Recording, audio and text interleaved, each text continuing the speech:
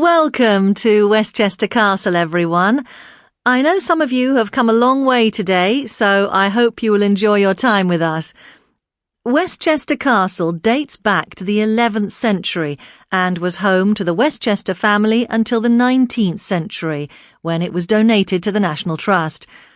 We're now standing at the main entrance.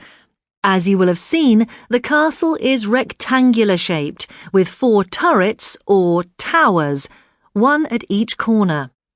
So, as we enter, you'll see on your left the Grand Hall, where balls were held when the family lived here. If you walk through the Grand Hall, you can see one of the 4 turrets in the corner. You'll see that it's now a gift shop, though it used to be Lord Westchester's bedroom. It has a magnificent view of the aviary where the birds are kept. You will have plenty of time to purchase your souvenirs there after the tour.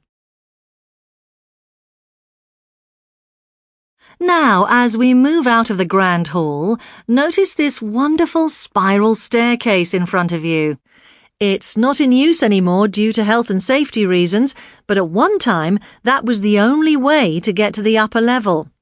Now we have a lift situated just down the hallway. If you would like to follow me, we will move straight ahead into the exhibition room. At the moment, as you can see, there's a fascinating exhibition of clothes from the 15th and 16th centuries, which you can spend some time looking at later.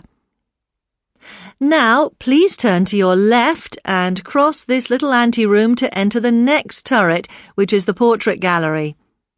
Here you can see portraits of all the Westchester lords and ladies through the ages.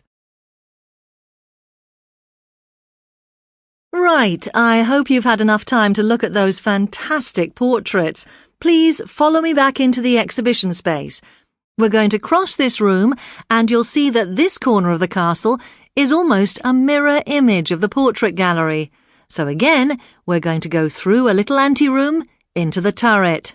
You can see that this room has been designed to look like a room from the 14th century. All the furniture and even the drapes and tapestries are authentic. Can you guess what this room was used for? A sitting room? No. Well, people did sit in here, but only the ladies. This was the sewing room. It has the best light in the castle. That's why it was used for this purpose. Next to us is the library, but we can't access it through here. We need to go back through the exhibition room and out into the hallway. The library has some ancient manuscripts which are really valuable. That's why you can only look through the door and not enter. But if you keep going, back towards the main entrance, there's a room you can enter on your left. This was the dining room, situated next to the kitchens, which I suppose makes sense.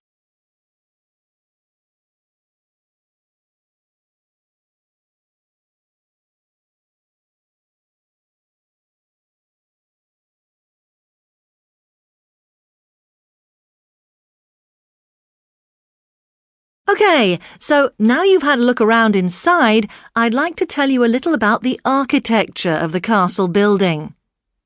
Westchester Castle has its origins in the 11th century, but it was unrecognisable as the castle we see before us. It was not until the 12th century that living quarters were added. The castle was owned by the Westchester family from the 13th to the 19th centuries. As you probably know, the aim of a castle was to provide a secure base against attack. It needed to be easy to defend while preventing exposure to the attackers. It had to have thick, high walls and a secure entry gate. Westchester, like other medieval castles, would have had a drawbridge at the main point of entry, but sadly it is no longer standing. The 4 turrets, the round towers at the corners, remain in a remarkably well-preserved state for such an ancient castle. You can see that there used to be a moat, another vital defence against invaders, but now all you can see around the building is a dry ditch.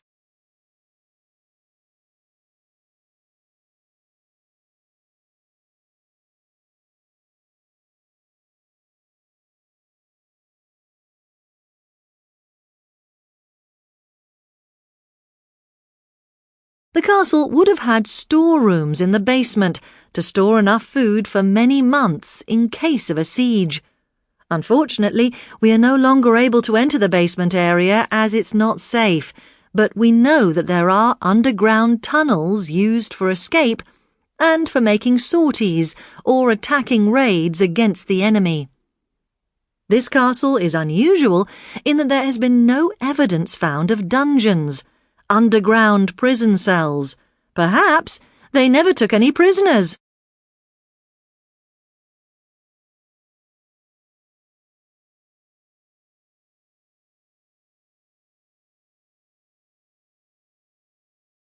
As you know, Holloway Estate is one of the few surviving estates in this area that still retains many of the farming features of the past. Let me quickly explain where you can find some of the key attractions. If you take a look on your map, we are now standing at the foot of the steps to the manor house. Can everyone see it marked with an arrow? Don't forget, this is our meeting point for when we leave. So, directly behind us is the fountain. From here, heading left, the path takes you to a gate which leads into the famous Holloway orchards, where for hundreds of years the estate has been growing its highly prized apples, cherries and plums. Incidentally, if you fancy trying them, a range of delicious Holloway jams and preserves are available in the gift shop. Speaking of which, the gift shop is to the right of the main house. If you go through the gate, the left-hand path takes you to the apiary, that's to say, the beehives, where Holloway honey has been collected for more than 250 years. And yes, before anyone asks, you can also buy Holloway honey. If you take the right-hand path, you will come to some old farmers' cottages, which have been renovated and are rented out as holiday cottages. Please feel free to admire them from the outside, but as there may be guests staying in them right now, please respect their privacy. From the back of the main house, crossing the car park, and just before you get to the cattle fields, you will find a row of 3 buildings. The middle one is the old dairy. The dairy is actually working, producing butter and cheeses using traditional methods. Next to that, on the left, are the former cattle sheds, where the livestock was kept. Nowadays it's used as a museum, so those of you who are keen to explore Holloway's farming past should pay it a visit. The building furthest from the manor house is the old ice house, which is no longer in use and is due to be restored, hopefully next year. Last but not least, you may have noticed on the way in that on either side of the main gates are 2 small houses. This is a traditional feature of country houses of the period.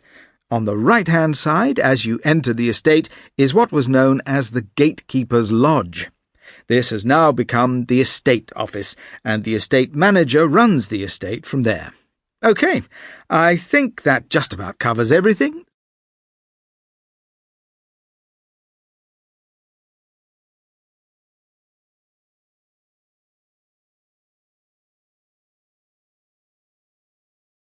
OK, everyone, before we begin the tour of the manor house, I'd like to take a few minutes to tell you about the organisation that now owns the estate, and for which I work, the National Trust.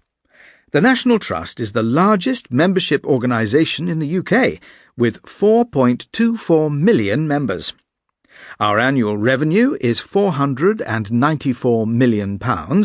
At the present time, we have 5,899 paid members of staff and an additional 62,000 volunteers. That's an approximate number because new volunteers are joining us all the time. The Trust owns about 350 heritage properties. Many of these are large country houses that the owners donated to us because they could no longer afford to maintain them. The Trust also owns gardens and industrial monuments. The Trust's sources of income include membership subscriptions, entrance fees, donations, and revenue from the gift shops and restaurants within our properties, with much of the money raised being invested back in the preservation of the properties themselves. And, of course, this is the principal purpose of the National Trust: the conservation and protection of historical places and spaces, with a view to making them available to the public. As well as owning stately homes and houses associated with famous people, the National Trust has gradually extended its collection of art, and it also owns valuable books, clothing, furniture, ceramics, and all kinds of unusual objects. Now, if you would like to join the National Trust, I have the forms here, or you can visit our website and join online. You'll get unlimited access to hundreds of wonderful days out across the country. Lifetime membership costs £1,555, but most members join for a year at a time. Individual membership is currently £64 annually, but it's cheaper to join with your partner or another family member, as it'll be £108 for 2 people living at the same address. For a family of 4, 2 adults and 2 children, a year's membership costs £114. It's a great gift for a birthday or other special event. There are lots of benefits to being a member. As well as free parking at all our locations, you receive a National Trust handbook full of information to help you plan your visits. And if you pay by direct debit, you'll receive a free pair of binoculars. Oh, I almost forgot. All members receive a free copy of the National Trust magazine, sent to you by post 3 times a year.